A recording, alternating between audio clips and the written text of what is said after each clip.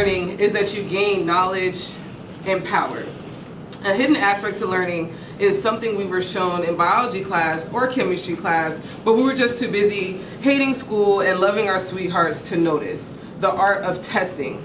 When you are presented a question or theory, there are steps to be taken to see if this particular question has any validity or truth to it. If you begin the testing and see flaws in your journey of experimentation, you can change the variables, alter the environment, or even notice your question was so wrong and silly that you erase it completely and start again. Imagine if this process in testing was applied to our lives to get us closer to this freedom we think we want. What if we weren't afraid to let go of what we thought we knew? Not only to yourself, but to literally every single thing around you. Even if you go on the same routine, even if you take the same train, go into the same job with the same dumbass coworkers, imagine walking in every day with an attitude of neutrality. Not because you don't have emotions and those people aren't genuine idiots, but because those outside annoyances have no effect on who you are, your source of happiness, or any other part of your life. They are there for a moment in time, like everyone and everything else. With this understanding, it is wise to sit back and learn your lesson. If you don't know what the lesson is, if you just don't see the point, then just chill, relax, enjoy the time you have. Be grateful for the gifts you are blessed with. This is enlightenment. Knowing that your happiness is not attached to some guy or girl, not some insane travel adventure, and not towards winning the lotto. Of course, experiencing the bliss of these things are great when they happen.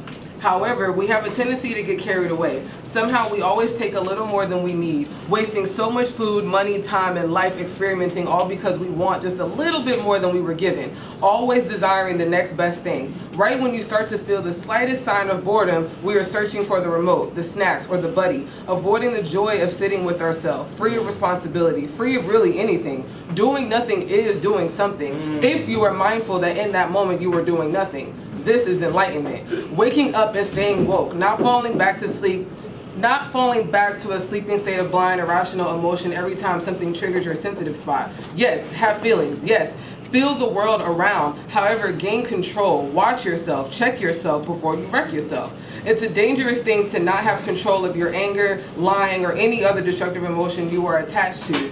These things have been taught as part of your personality. Things about you that you were born with and inevitably have no control over. I mean, you were born with them, they belong to you and only you, and yet you believe you have no control over him. This is simply not true. Anyone who studies any text on astrology, numerology, or even the Holy Bible should be prefacing all readings and teachings with two main phrases. One, this information is only to be used as a guide to help you along your journey. Two, I do not empirically know the answers you are seeking. I can only share my experiences and my understandings and my beliefs. Hopefully, this will be of use to you. The point of this is to remind you